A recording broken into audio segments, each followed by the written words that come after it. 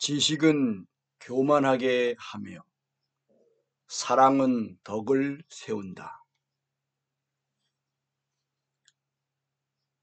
지식에 넘치는 그리스도의 사랑. 에베소서 3장 14절부터 19절 말씀 보겠습니다.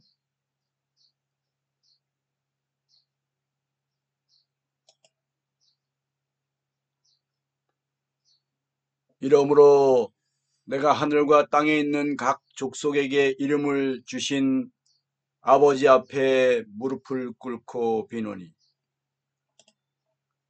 그의 영광의 풍성함을 따라 그의 성령으로 말미암아 너희 속사람을 능력으로 강건하게 하시오며 믿음으로 말미암아 그리스도께서 너희 마음에 계시게 하시옵고 너희가 사랑 가운데서 뿌리가 박히고 터가 굳어져서 능히 모든 성도와 함께 지식에 넘치는 그리스도의 사랑을 알고 그 너비와 길이와 높이와 깊이가 어떠함을 깨달아 하나님의 모든 충만하신 것으로 너희에게 충만하게 하시기를 구하노라.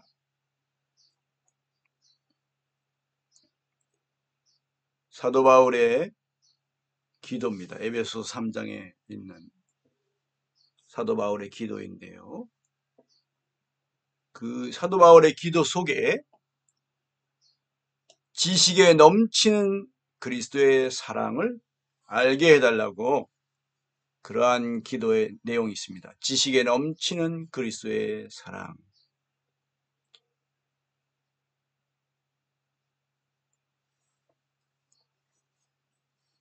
오늘 고린도전서 8장에서 우리는 이 지식에 넘치는 그리스도의 사랑을 볼 것입니다.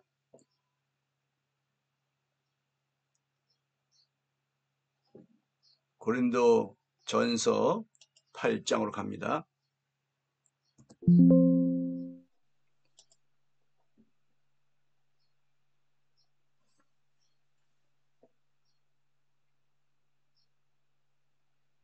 우상의 제물에 대하여는 우리가 다 지식이 있는 줄을 아나 했습니다. 우상의 제물에 대하여 지식이 있다. 그러면 이게 여기서 이 지식이 잘못된 지식인가요? 올바른 지식인가요? 이거는 올바른 지식입니다. 복음적인 지식이에요. 우상의 제물? 이거 아무것도 아니다. 이걸 먹어도 된다. 전혀 문제가 없다.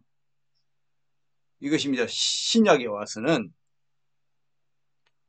그런데 우상이라는 건 아무것도 아니에요. 그거 뭐 먹을 수 있는 문제, 전혀 문제 없습니다. 이게 오히려 복음적인 지식이고 올바른 지식입니다. 그런데 지식은 교만하게 한다고 했어요. 그리고 사랑은 덕을 세운다고 했습니다. 이게 오늘 제목인데 지식은 교만하게 하며 사랑은 덕을 세운다. 그러면 지식은 다 잘못된 것이냐? 아닙니다. 올바른 지식을 가지고 있어도 그 지식 자체만으로는 교만하게 만들어요. 지식이. 나는 알단 말이에요. 저 사람은 뭘로? 나는 알아. 그리고 교만하게 돼요. 교만하게 되어 있습니다. 그 지식 자체가 잘못돼서가 아니고 올바른 지식이라도 성경적인 지식, 복음적인 지식이라도요. 성경에는 크게 네 가지로 분류할 수 있는 내용이 있는데 첫째는 복음. 그 다음 진리, 교훈, 예언. 예언은 앞으로 일어날 일들인 것이죠. 이 네 가지가 있어요. 이제 그 중에 어떤 사람들은 복음만 붙잡고 있어요. 극단적인 복음주의. 그럼 복음만 붙잡고 모든 것을 다 복음으로만 보고 복음의 안경을 쓰고 보고 복음으로만 해석해요.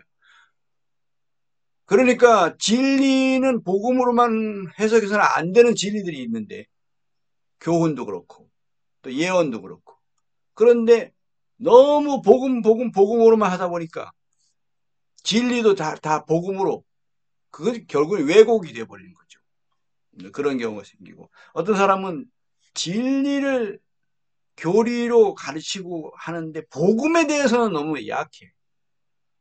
그 행위 구원론 같은 것에 사로잡혀 있던가 운명 구원론 같은 데 사로잡혀 있어요. 그러면 그건 복음이 거의 없는 거나 마찬가지예요. 그는 복음이 잘못되기도 하고요. 그럼 복음이 왜 거의 없다는 표현을 쓰냐? 또 다른 말씀들에 대해서는 복음적인 말씀들에 대해서는 또 인정을 하고 그것을 받아들이고 그러기 때문에 복음이 있는 것 같은데 또 운명 구원론, 행위 구원론 이런 데 빠져 있는 사람들 또는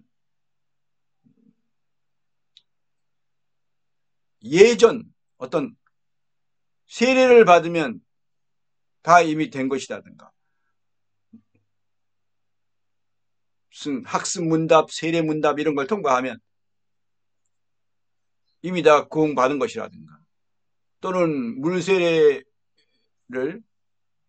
또는 침례를 받으면 물로 침례를 받으면 그건 이미 다 구원받은 것이라고 확정을 해버리고 그러니까 내면의 그런 구원이어야 되는데 외적인 그런 면에서의 구원 이런 건 잘못된 것이죠. 그러니까 예전 구원론이라 할 수 있거든요. 어떤 예전을 통과하면 절차를 통과하면 구원받은 것을 해버리는 것. 그런 예전 구원론이라는 거, 운명 구원론 이미 다 정해졌다. 구원받은 사람은 뭐 그가 믿든지 안 믿든지 상관없이 이미 다 정해진 것이다. 그건 운명 구원론이에요. 극단적 예정론 구원, 예정 구원론, 극단적 예정 구원론 그것은 결과적으로 운명 구원론이에요. 천국 갈 사람, 지옥 갈 사람 이미 다 창세전에 이미 다 개별적으로 다 정해졌다? 그건 아니에요. 그리스도 안에서 그리스도 안으로 들어오는 사람을 구원하기로 그리스도 안에서 예정하신 것이지. 그리스도 안으로 들어오지도 않았는데 예정하셔가지고 그리스도 안으로 강제적으로 그 본인의 그러한 믿음 상관없이 의사 상관없이 그냥 강제적으로 그리스도 안으로 들어오게 하신다? 그건 아니에요. 결코 하나님은 강제적으로 일방적으로 그렇게 하지 않으십니다.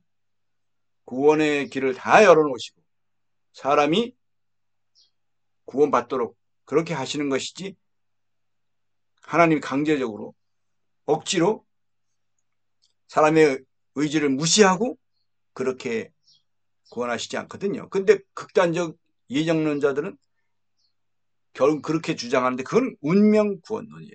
그거는 결국은요. 말을 다르게 할 뿐이지 사실상은 내용은 운명 구원론이죠. 행위를 해야 된다. 율법의 행위, 종교 행위 그런 걸 가지고 해야 된다. 이런 종교 행위 이런 건 잘못된 것이죠. 그런 게 많습니다. 교훈도 산상수훈 같은 그 교훈을 복음으로만 풀어버리면 이게 안 풀려요. 어렵습니다.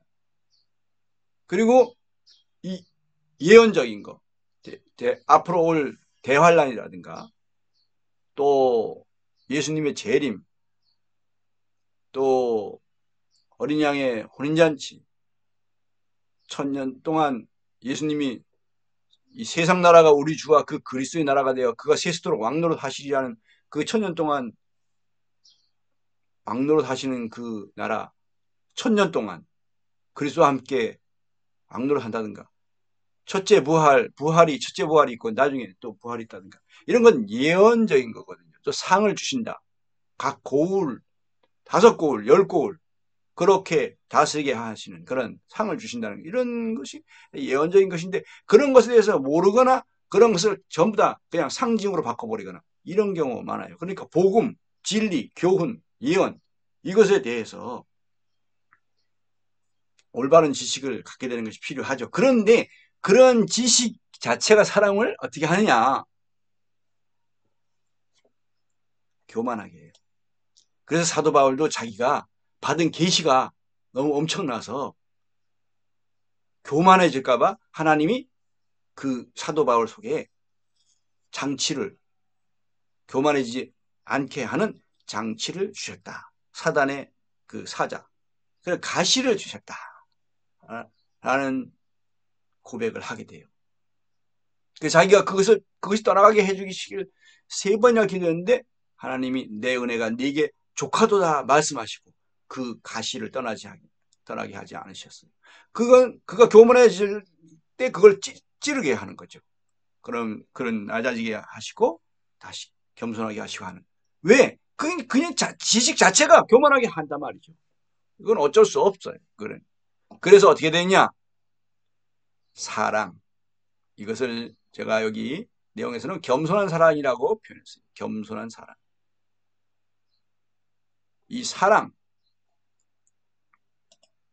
사랑이 덕을 세운다. 이것은 진정으로 유익하게 하는 것이고, 이 사랑은 뭐냐? 이 지식은 교만하게 하고 사랑은요, 사람을 겸손하게 합니다. 사랑하게 되면 그 사람을 무시하지 않아요. 자기가 뭐 많이 안다 이래가지고 다른 사람을 무지하다고 무시하고 업신여기고 깔보고 함부로 가르쳐 들고 교정하려 들고 그렇게 하지 않아요. 이게 사랑이에요. 사랑이 장착이 돼야 됩니다. 사랑으로 사람들을 대해야 됩니다. 지식으로 사람들을 대할 때는 교만할 수밖에 없어요. 그 사람을 무시할 수밖에 없어요. 사랑이 속에 중심에 사랑으로, 지식이 사랑으로 감싸져 있어야 되는 거죠. 근데 사랑의 그런 껍질이 없이 지식이 나왔다. 그러면 안 돼요. 그러면 사랑과 함께 지식이 간다. 그게 옳은 것이고, 그게 합당한 것이고, 그것은 교만하게 하지 않고요. 오히려 겸손하게 하고 유익하게 합니다. 이런 지식은, 그 사랑이 없는 지식은 결코 유익하지 않고 오히려 사람들을 해쳐요. 그것이 올바른 지식인데도 불구하고, 성경적인 복음, 성경적인 진리, 성경적인 교훈, 성경적인 예언인데도 불구하고, 그리고 바른 해석인데도 불구하고 교만하게 만들어요. 무섭죠. 이거 경계하지 않으면 큰일 납니다. 그래서 이 고린도전서 8장 여기 있는 이 오늘 우리가 제목을 단 이것은 우리 그리스도인에게서 아주 중요한 그러한 덕목입니다. 이것이 에베소서 3장에서는 지식에 넘치는 그리스도의 사랑을 알게 해달라는 기도로 나타납니다.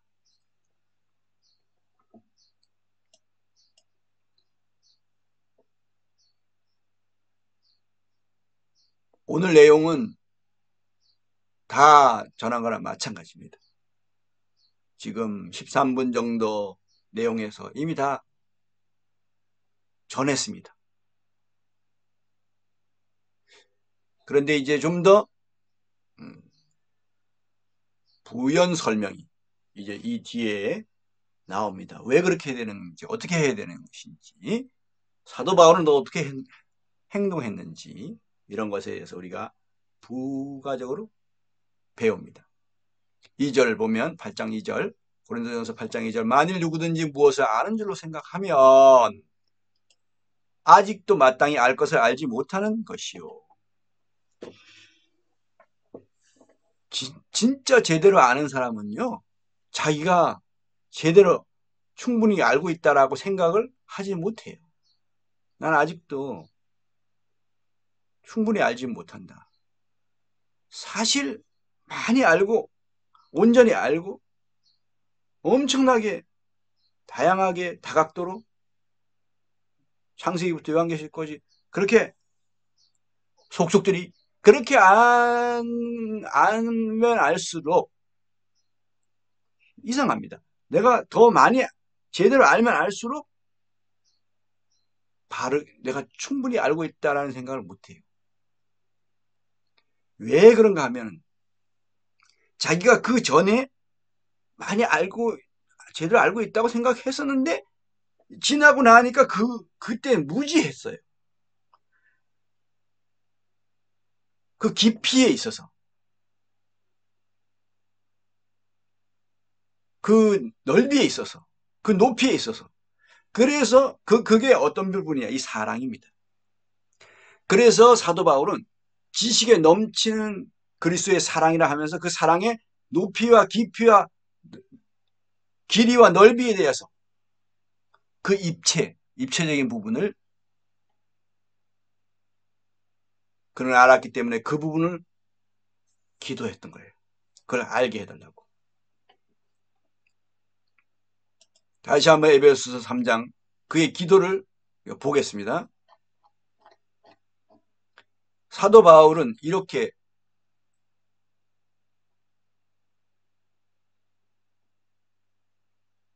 능히 모든 성도와 함께 지식에 넘치는 그리스도의 사랑을 알고, 그럼 지식에 넘치는 그리스도의 사랑은 어떤 사랑인가?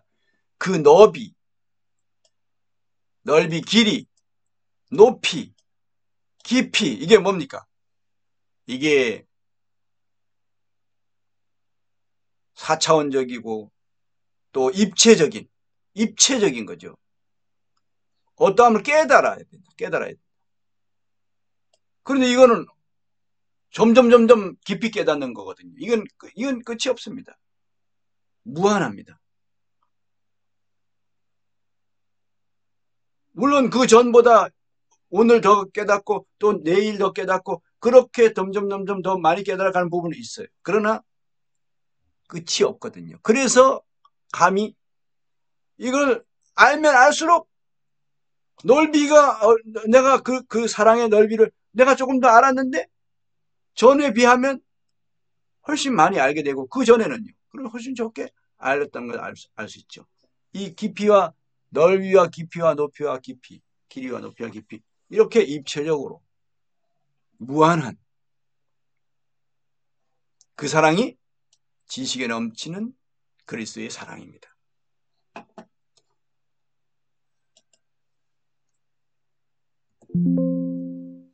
너무 몰라요. 사랑에 대해서. 제대로 사랑을 그래서 제대로 사랑하지 못하죠. 우리가.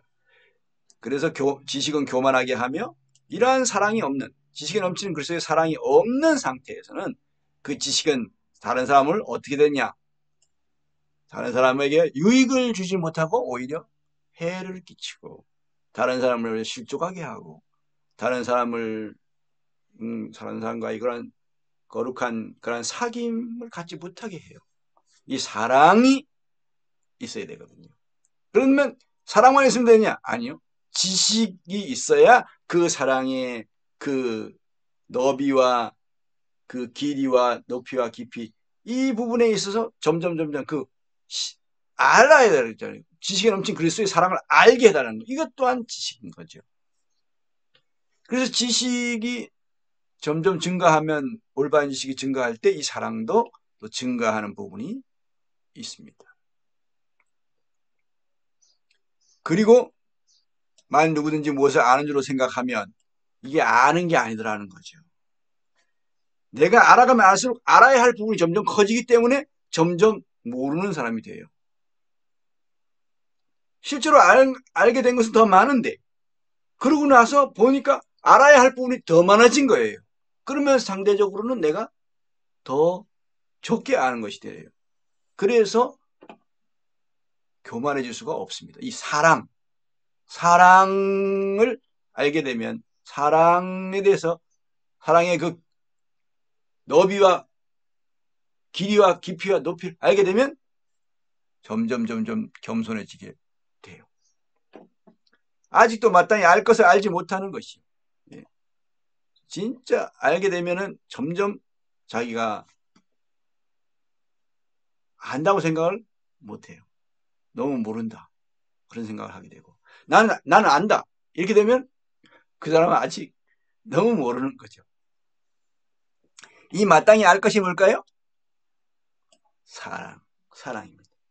지식에 넘친 그리스도의 사랑. 입체적인 사랑, 무한한 사랑. 또 누구든지 하나님을 사랑하면 그 사람은 하나님도 알아주시느니라. 하나님에 대해서 많은 경우에 지식 노선을 가게 되면은 그것이 틀리지 않고 옳다 할지라도 지식 노선을 가게 되면요. 하나님께 그것이 인정받는 것이 될 수가 없어요. 결국은 그 지식은 사랑을 위한 것이 되거든요.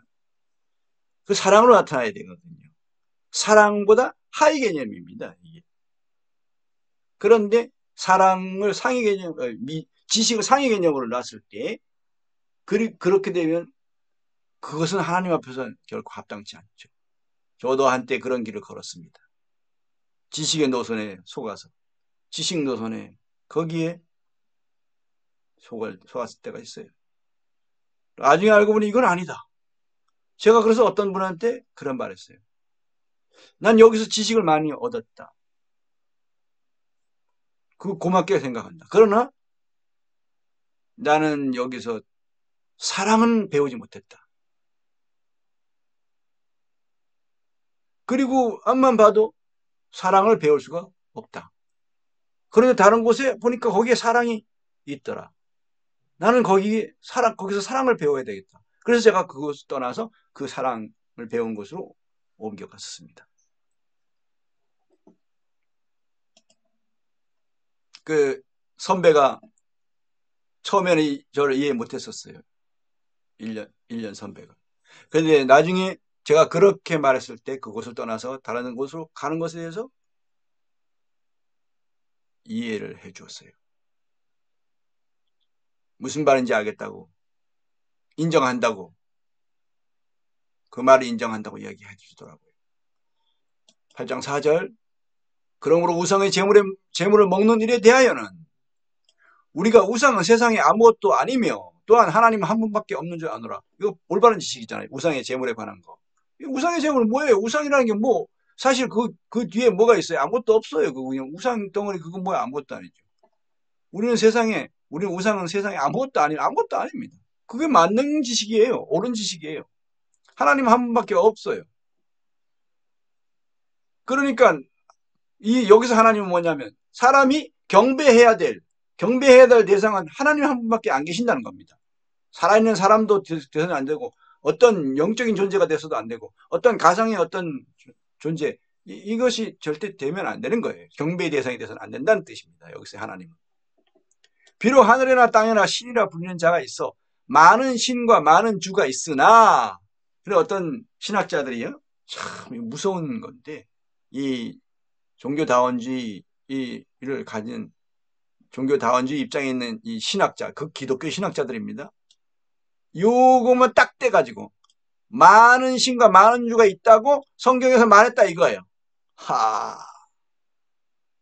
많은 신과 많은 주가 있다고 성경에 하지 않았느냐?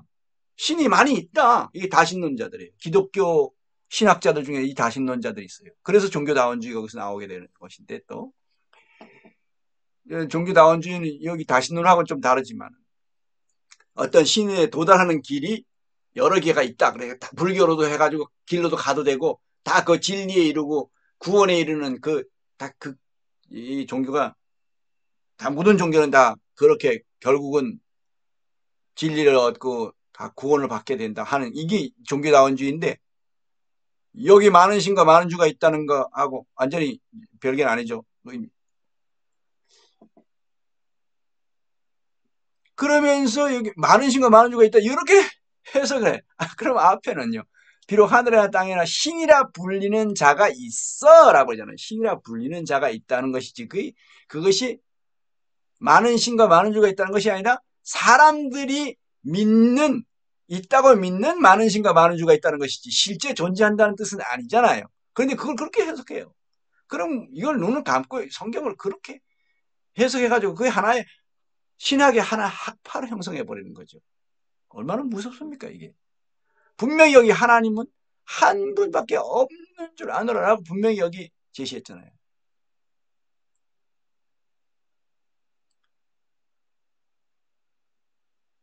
6절 그러나 우리에게는 한 하나님 곧 아버지가 계시니 그러면 우리에게는 한 하나님 곧 아버지가 계시고 다른 사람에게는 다른 하나님이 다른 신이 존재하고 그러냐? 그런 뜻이 아니잖아요.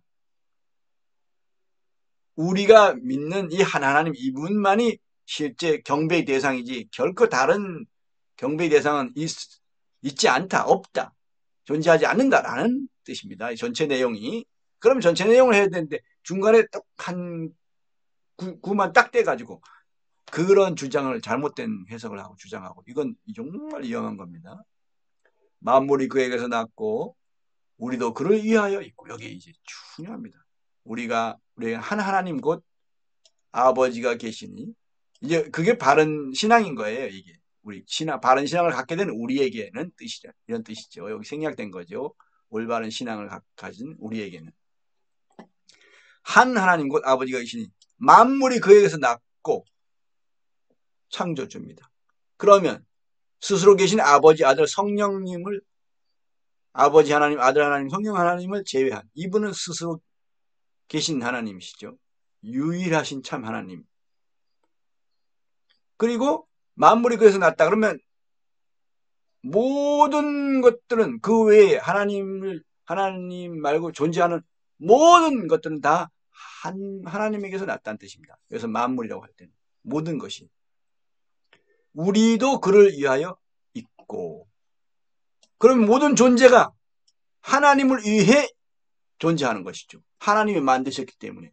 하나님이 만드실 때는 하나님을 위해서 만들잖아요. 우리가 뭘 만들 때 우리를 위해서 만들지. 장난삼아 만드는 그거는 제대로 만들었다 할 수가 없는 거고. 우리도 그를 위하여 있고. 그럼 우리의 삶이 하나님을 위한 삶이 되는 것이 정상적인 것이고. 그래서 인생의 목적은 뭐냐? 창조의 목적과 같은 거예요. 그런데 창조의 목적에 따른 그런 삶을 살지 않고 내가 내 마음대로 산다. 세상 흐르는 대로 산다. 가족이 원하는 대로 산다. 그건 아니에요. 부모가 원하는 대로 산다. 그거 아닙니다. 남편이 원하는 대로 산다. 아내가 원하는 대로 산다. 그거 아닙니다. 자식이 원하는 대로 산다. 그거 아닙니다. 하나님을 위해서 하나님이 원하시는 대로 그렇게 살 때 그것이 참된 인생, 복된 인생, 의미 있는 인생, 가치 있는 인생, 올바른 인생, 목적에 부합하는 목적적인 인생. 그렇습니다. 또한 한 주 예수 그리스도께서 계시니 여기서 주라고 나와요. 구약에서는 하나님을 주라고 불렀는데 신약에서는 예수님을 주라고 불러요. 주라고 불러요. 물론 신약에서도 하나님도 주 하나님이신 거 맞고요. 주 예수님이 맞고요. 그리고 성령님도 주 성령님이 맞아요. 근데 여기 주로 주는 예수님 앞에 많이 붙어요. 주 예수 그리스도 이렇게 붙죠. 예수님의 전체 이름이 주 예수 그리스도예요. 때로는 주님, 때로는 예수님, 때로는 그리스도 이렇게 불러도 주 예수 그리스도 이렇게 되면 전체 이름이라고 할 수 있어요. 만물이 그로 말미암고 우리도 그로 말미암았느니라. 하나님에게서 났는데 예수님으로 말미암았어요. 여기서 말미암다는 것은 예수님을 통해서 요한복음 1장에 보면 그로 말미암았다는 표현인데 그분을 통해서 우리가 태어났다. 이 땅에 존재하게 되었다. 그런 것이죠. 부모를 통해서 우리가 만들었는데 부모가 만드신 건 아니죠. 그런데 부모님이 그만큼 이제 중요해요. 그런데 예수님은 예수님을 통해서 났지만 예수님은 또한 창조주예요. 예수님은 창조주이십니다. 우리의 육신의 부모 정도 수준이 아니고 예수님은 창조주예요. 그래서 주라는 표현을 쓰는 거예요. 우리 부모에 대해서는 주라는 표현을 안 써요. 부모가 자식을 자기 마음대로 못해요. 왜? 주가 아니기 때문에. 근데 예수님은요. 주예요. 여기서는 구주이실 뿐만 아니라 구세주이실 뿐만 아니라 창조주이셔요. 그러나 이 지식은 모든 사람에게 있는 것은 아니므로 어떤 사람은 이런 지식 갖지 못했어요. 어떤 이들은 지금까지 우상에 대한 습관이 있어. 이 예수님을 믿긴 믿었는데 아직도 이 우상에 대한 그런 것에 대해서 다 벗어버리지 못한 아주 연약한 자들.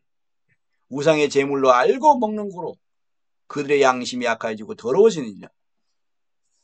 어떤 우상의 제물 그것은 이거 아무것도 아니다. 그냥 음식에 불과하다. 그거 뭐냐 아무것도 아니다. 이렇게 아는 게 맞는데 우상의 제물이니까 저거는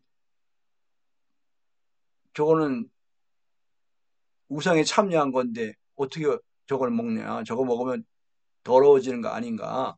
우리가 우상 숭배를 하는 것이 아닌가 이런 생각을 갖고 있는 사람들이 있다는 겁니다. 믿음이 약해서. 음식은 우리를 하나님 앞에 내세우지 못하느니 우리가 먹지 않는다고 해서 더 못 사는 것도 아니고 먹는다고 해서 더 잘 사는 것도 아니냐. 그러니까 나는 내 자유, 내가 아는 대로 난 자유롭게 행하겠다. 이런 건 아니라 겁니다. 그게 사랑으로 행하지 않는 거라는 거예요. 지식에 따라서 행하는 거예요. 그게. 그런즉 너희의 자유가 믿음이 약한 자들에게 걸려 넘어지게 하는 것이 되지 않도록 조심하라.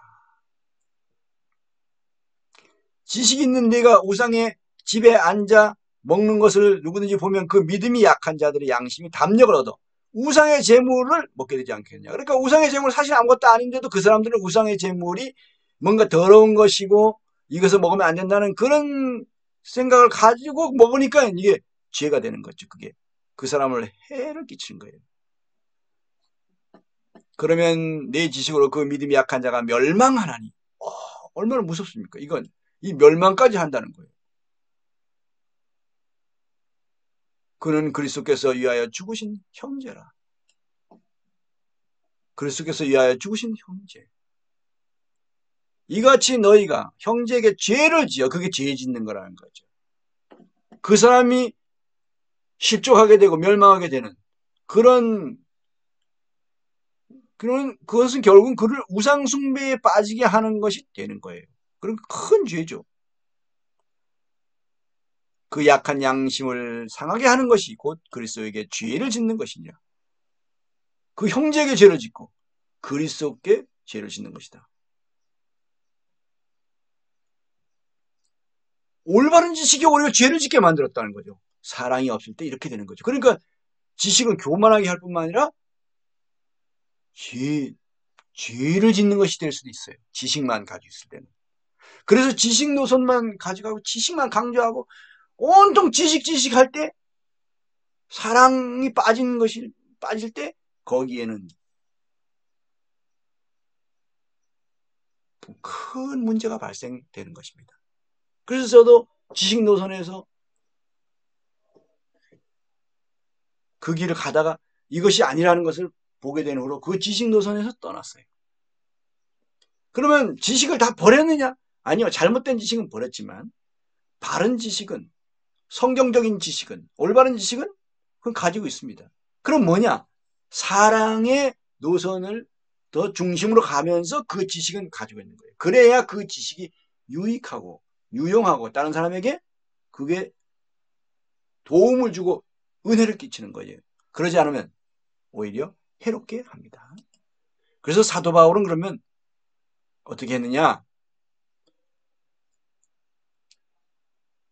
9장에 가면 사도 바울이 어떻게 했는지 9장 19절부터 23절에 나와 있어요. 사도 바울은 복음에 대해서 철저히 알던 사람인데 그런 정말 무지한 사람처럼 행동했어요.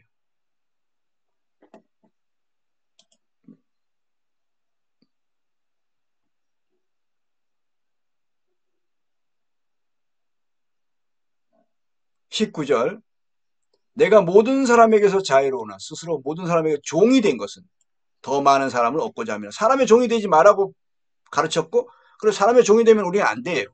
사람을 주인으로 모시면 안 돼요. 하나님만 주인으로 모시고 절대적이 하나님께만 절대적이어야 되지 사람을 주인으로 모시는 건 아니에요. 그런데 우리가 그런 상태에 있다면 그대로 유지하고 그 안에서 믿음의 삶을 살으라고는 해요. 그 7장에 보면 그렇게 가르치고 있습니다. 그런데 사도 바울은 자기가 종이 됐어 사람에게. 그리고 모든 사람에게 종이 됐다고 했어요. 그러면 그들을 섬기는 그런 위치에 있는 것이고요. 그들을 불편하게 하지 않고 그 종이 되는 거예요. 그런데 자기는 자유로운데 난 자유로워. 누구에게도 종이 되면 안 돼. 그런데 스스로 종이 되었어요. 스스로. 근데 목적이 있어. 그리고 일시적이야 그거는. 그들을 구원하기 위한 겁니다. 복음이 더 상위 개념인 거예요. 내 자유보다 복음이. 사람을 구원하는 것이 더 상위 개념인 거예요. 유대인들에게 내가 유대인과 같이 된 것은 유대인들을 얻고자 하며, 그리고 유대인 같이 행동할 필요가 없어요. 사도 바울은 이제 유대교를 떠났어요. 그런데 유대교인들처럼 그들이 안식일 지키려면 이제 안식일도 지켜주고, 사실 안식일 지키지 않는 것인데, 율법 아래에 있는 자들에게 내가 율법 아래에 있지 아니하나 율법 아래에 있는 자 같이 된 것은, 여기서 율법은 그 십자가에서 폐해진 그것을 말합니다. 할례 폐해졌어요. 그리고 안식일과 같은 이런 절기, 안식일과 그 외의 절기들, 이거 다 폐해졌습니다. 그리고 물질적인 제사 다 폐해졌어요. 물질적인 성전 다 끝났어요. 땅에 있는 이 아론의 반차를 따른 제사장 직분 다 끝나버렸어요. 그리고 동물 음식을 먹을 때 정하냐 부정하냐 이거 다 끝났어요. 십자가에서 다 끝난 것입니다. 그리고 정결의식, 뭐 사체를 만지면 그걸 더러워졌기 때문에 씻어야 된다, 이런 정결의식, 이런 것이 다 끝났어요. 십자가에서. 그것 사도 바울이 가르쳤고, 그래서 계시 받았고 우리에게 그걸 전해주고 가르쳐줬어요. 그래서 율법 아래 있지 않아요. 내가 율법 아래 있지 아니하나, 그런 사람이에요. 그런데 율법 아래에 있는 자들 같이 되었어요. 이게 사랑이죠. 율법 아래에 있는 자들을 얻고자 하며, 이거 사랑입니다. 그들이 구원받아야 되기 때문에. 그 일시적으로. 그렇지만 속이는 것이 아니라 또 진실되게 그들 수준으로 낮아진 겁니다. 이게 성육신의 원칙이에요. 율법 없는 자에게는 내가 하나님께는 율법 없는 자가 아니요 도리어 그리스도의 율법 아래 있는 자이나. 이 그리스도의 율법은, 이것은 이제 자유하게 하는 율법이라고 야고보서에 나오고, 또 예수님이 말씀하신 것은 예수님이 오셔서 완전하게 하신 율법이에요. 이 마태복음 5장에 나오는, 그러니까 마태복음 5장에 있는 그 완전하게 하신 그 율법, 그리고 자유하게 하는 율법이라고 야고보서에 나온 그 율법, 여기서는 그리스도의 율법이라고 표현되어 있어요. 이것은 뭐냐, 의문에 속한 이런 것이 아니고 이 진리적이고 또 윤리적인 거예요. 의문, 의식적인 게 아니고, 의식적인 것은 그 의문에 속한 계명의 율법이라고 해서 거동의자, 행동, 이런 거 관련된 것이라서 그것은 폐해졌어요, 십자가에서. 그러나 진리적인 것은 폐해진 것이 아닙니다. 윤리적인 것은 폐해진 것이 아닙니다. 그러므로 부모를 공경하지 마라 이렇게 하면 안 돼요. 그런 윤리적인 것이고요. 또 하나님의 이름을 망령되게 일컬어도 된다? 그건 아니잖아요. 틀린 거죠. 그건 진리적인 부분이니까. 내 이웃의 아내를 탐내지 말라 하는 건 윤리적인 거예요. 그거는 지켜야 되는 거죠. 근데 그것까지 다 폐해진 거, 십계명 전체가 다 폐해진 것으로 이렇게 하면 안 돼요. 거기에 안식일에 관련된 것은 폐해졌어요. 그리고 어찌 왜 십계명 중에 왜 안식일에 관련된 것만 폐해졌냐 따져봐야 그것이 의문에 속한 부분이기 때문에 그런 거예요. 이제 그것에 대해서는 이제 그렇게 말해주지만, 지식적으로는 그렇게 해주지만 그 사람들에 대해서 막 공격하고 막 이렇게 하지 않는 것은 그들을 구원하기 위해서예요. 온유하게 그들을 대해야 되는 것이죠. 그리고 어떤 때는 그것에 대해서 먼저 제시하지 않고, 나중에 그가 예수님을 제대로 알게 된 다음에 이제 복음에 대해서 알고 진리에 대해서 알게 됐을 때 그 부분을 더 확실하게 말해줄 수 있는 것이죠. 그런 것이 사랑인 것이죠. 약한 자들에게 내가 약한 자와 같이 된 것은 약한 자들을 얻고자 하며, 그런 약한 자가 아닌데 내가 여러 사람에게 여러 모습이 된 것은, 이 사람에게는 이런 모습, 저 사람에게는 저 모습, 아무쪼록 몇 사람이라도 구원하고자 합니다. 예를 들어서 이슬람권에 가서 복음을 전하는데 거기서 돼지고기를 나는 먹을 수 있다고 생각해서 돼지고기를 막 먹는다. 그러면은 그 사람들하고는 완전히 아예 접근 자체를 못하게 되니까. 그러니까 그런 차원인 것이죠. 내가 복음을 위하여 모든 것을 행하면 복음에 참여하고자 합니다. 이것이 바로 지식에 넘치는 사랑, 그리스도의 사랑인 것이죠.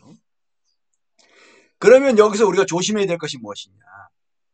그렇다고 할지라도 우리가 이런 선한 목적을 가지고 그 사람을 몇 사람이라도 구원하고자 하는 이런 선한 목적을 가지고 선한 동기를 가졌다 할지라도 범죄에 연루돼서는 안 돼요. 같이 마약을 같이 한다든가 또 무슨 죄 짓는 일에 같이 그건 죄된 일이니까 하지 말아야 된다 이렇게 하지 않고 그냥 무슨 그런 걸 묵인한다든가 이렇게 하면 안 되죠. 그거는 내가 죄에 동참하는 것인데 그건 안 돼요. 그 사람 구원하기 위해서 그렇게 해서는 안 되는 것이죠.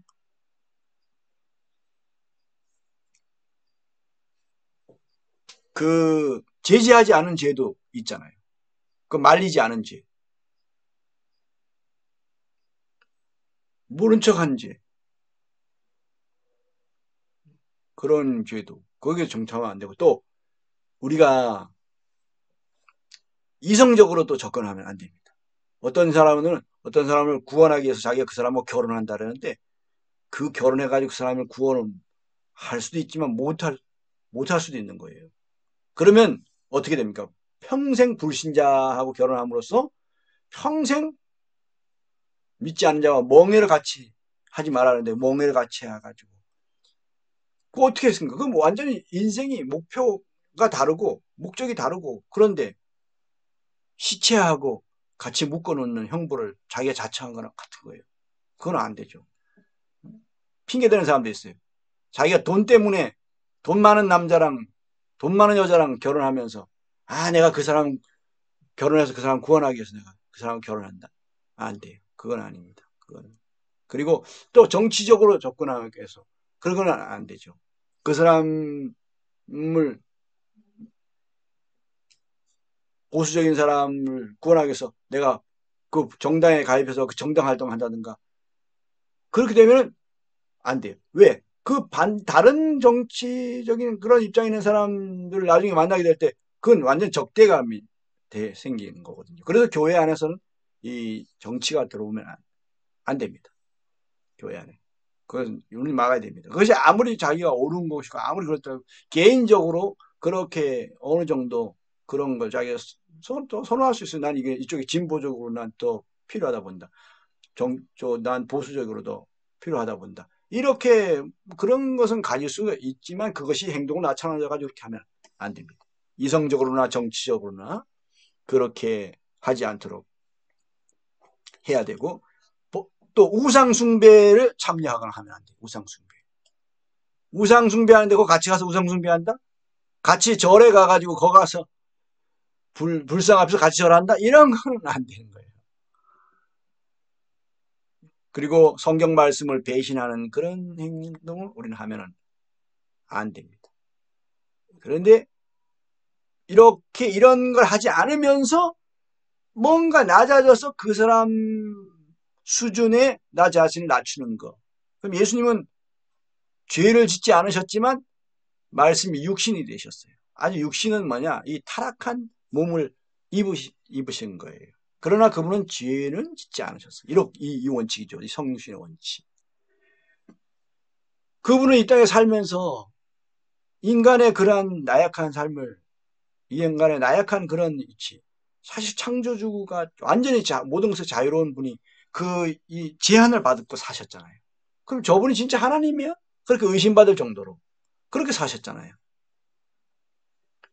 중력의 그런 지배도 받고 또 음식을 먹어야만 살 수 있는 또 배설도 하고 씻어야만 되고 또 추위 더위 다 그런 것에 대해서 자신을 보호해야 되고 또 집 안에 있어야 되고 이 바깥에서도 그렇게 추위 더위 이런 걸 못 이기는 그런 나약한 존재 그래서 하나님이신 것을 의심받는 그런까지 낮아지신 거거든요. 그러나 그분은 죄가 없으셨고 우상숭배나 범죄나 이런 거 이성적인 거로 접근하거나 이렇게 안 하셨어요. 예수님은 절대로.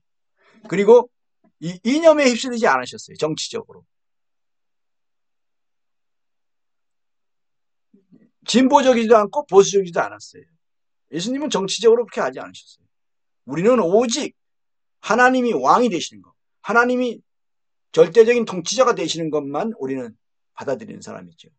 그래서 세상 정치는 정권에 대해서는 정부가 일단 정권을 갖게 되면 우리가 정권에 대해서는 정부에 대해서는 우리가 순종적인 그런 태도를 갖게 되는 것이지만 정당에 대해서는 아직 정권을 갖지 않은 상태에서 어느 쪽이 정권을 갖느냐에 따라 달라지는 것인데 그 전까지 우리는 어느 쪽에도 동조하거나 휩쓸리거나 하지 않아요. 그러면 뭐냐? 그게 무슨 뜻이냐? 보수적인 데서도 잘못된 것은 우리는 잘못됐다고 말을 할 수도 있어야 되고 진보적인 것에서도 잘못된 것은 잘못됐다고 말할 수 있어야 되고 잘한 건 잘했다고 말하고 잘못한 건 잘못했다고 어느 쪽에서도 말할 수 있는 그런 것이 바로 치우치지 않는 것이죠. 그런데 정당적인 사람은 그렇게 안 하죠. 보면 언론인들도요.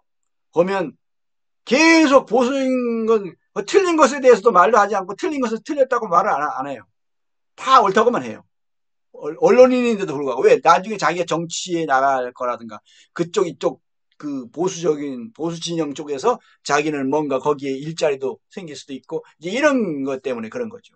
그것도 진보 쪽으로 하는 사람도 계속 진보적인 것 틀린 것도 말 안 해주고 틀린 것도 막 옳다고 막 말하고 아주 궤변을 가지고 말도 안 되는 소리를 하고 이렇게 하는 경우가 많아요. 언론인들도 보면 우리가 모를 때는 항상 언론이 공정한 것처럼 그렇게 착각하지만 그렇지 않아요. 그런 공정한 언론, 그냥 공정에 좀 가까운 언론이 더 있지만 거의 공정하지 않아요.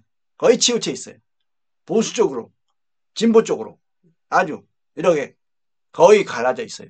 더 심한 경우도 있고 좀 덜 심한 거 있지만 가능한 한 그 중립적인 입장에 있어야 하는 언론은 거의 없어요. 실제로 알고 보면. 몰랐었어요. 저도 어렸을 때 그전에는. 다 공정한 줄 알았어요. 근데 똑같은 사건을 놓고도 그 사설을 쓴 거란가 기사를 쓴 거로 보면은 똑같은 사건인데 너무 달라요. 완전 반대로 쓰는 경우가 너무 많아요. 참 이상하죠. 그리고 진짜 그러다 보니까 말도 안 되는 정말 사실을 왜곡해버리고 거짓된 이런 경우가 너무 많아요. 궤변. 상식이 어긋난 이런 것 너무 많습니다. 그런 게. 언론조차도. 그리고 우리는 그렇게 돼서는 안 돼요. 그러니까 우리가 뭐 언론인을 할 수 있습니까? 제대로 정치인이 될 수가 있습니까? 정말 어렵습니다. 그런 부분에서. 그래서 우리 그리스도인들은 점점 갈수록 그런 것들을, 그런 직업이나 이런 일들을 점점 버리고 점점 단순한 쪽으로 일을 하게 되는 것이죠. 그런 쪽보다는.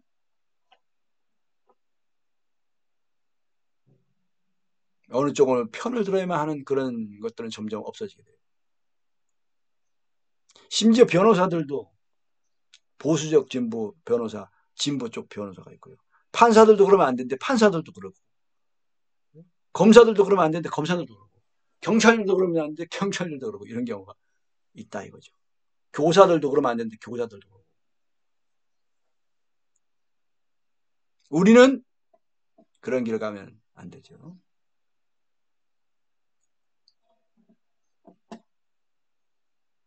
오늘 말씀 정리해 봅니다.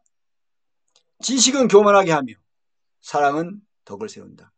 지식은 사랑이 빠진 것은 이 지식이 아무리 성경적인 지식이고 옳은 지식이라 할지라도 사람을 교만하게 만들게 되어 있다는 것. 물론 옳은 지식은 가져야 됩니다. 중요합니다. 소중합니다. 적극적으로 우리 올바른 지식을 가져야 됩니다. 그래야 그 올바른 지식에 따라서 복음에 대한 올바른 지식에 따라서 제대로 된 구원을 받는 것이죠.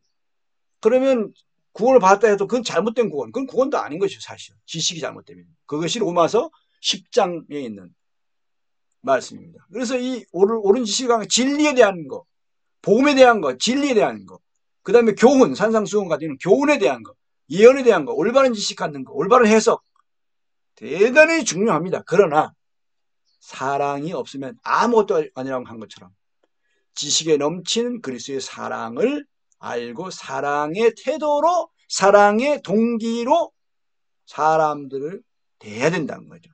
심지어 영적으로 어린 사람들도 그렇게 대해야 되고 심지어 불신자들도 그렇게 대해서 그들이 구원받게 하고 그들이 영적으로 어린 사람들이 바르게 성장할 수 있도록 그 믿음이 흔들리지 않고 또 멸망하지 않고 그들이 범죄하지 않고 실족하지 않도록 잘 성장하도록 그렇게 사랑으로 해야 한다.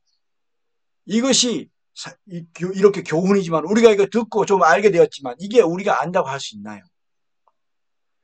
제대로 알면 뭔가 제대로 행동해야 되는 것이 맞는 것인데 그것이 사랑으로 돼야 되는데 과연 나는 사랑으로 행동하고 있는가? 그렇게 하지 못한 날이 너무 많았어요. 지금은 어떠냐? 전보다 좀 더 나아진 부분이 있어요. 그러나 어떤 면에서는 또 잃어버린 부분도 있어요. 또 부끄럽죠. 한탄을 하게 되고요. 또 회개하게 됩니다. 오늘 이 말씀을 들으면서 전하면서 나는 다시 한번 주님 앞에서 또 이것에 대해서 또 다시 회개하고 더 낮아지고 내가 너무 이 사랑에 대해서 너무 부족한 사람이었다.